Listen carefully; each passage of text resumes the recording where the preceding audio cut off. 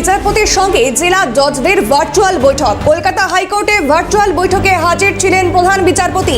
জেলা স্তরে নির্বাচনী আধিকারিকদের সঙ্গে জেলা জজদের বৈঠকের কথা। এসআইআর এর নথি আদান প্রদান সংক্রান্ত বিষয়ে প্রধান বিচারপতিকে জানানো হয়। জেলা জজদের পক্ষ থেকে প্রধান বিচারপতিকে অবহিত করা হয়। বৈঠকে উপস্থিত ছিলেন নির্বাচন কমিশনের প্রতিনিধিরাও। বৈঠকে নির্দিষ্ট কোনো সিদ্ধান্ত গৃহীত হয়নি। আজ ফের ভার্চুয়াল বৈঠকে প্রধান বিচারপতি। আদালতের সময়সীমা শেষ হওয়ার পর এই বৈঠক হবে বলে সূত্রের খবর। প্রতিনিধি অভিরূপা হাজরা কি ছবি তুলে ধরেছে বিষয়ে দেখব।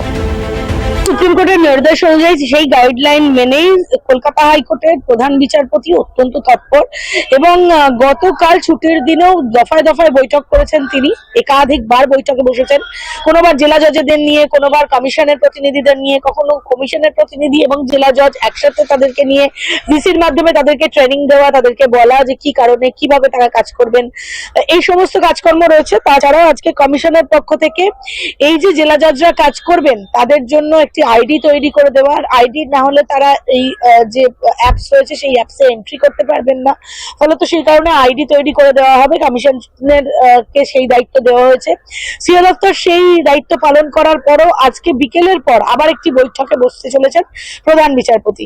সেখানেও থাকতে চলেছেন জেলা জজেরা। প্রথম দিন কাজ করার অভিজ্ঞতা ঠিক কি, আদতে কোথায় বাধা সৃষ্টি হচ্ছে, কোথায় সমস্যা হয়েছে, কতটুকু কাজ হয়েছে সেটা সম্পূর্ণ জানবেন প্রধান বিচারপতি, কলকাতা হাইকোর্টের প্রধান বিচারপতি।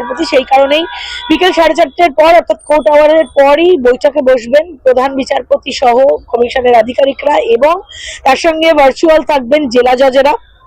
সবটাই ভার্চুয়াল হবে এমনটাই কমিশন সূত্রের খবর।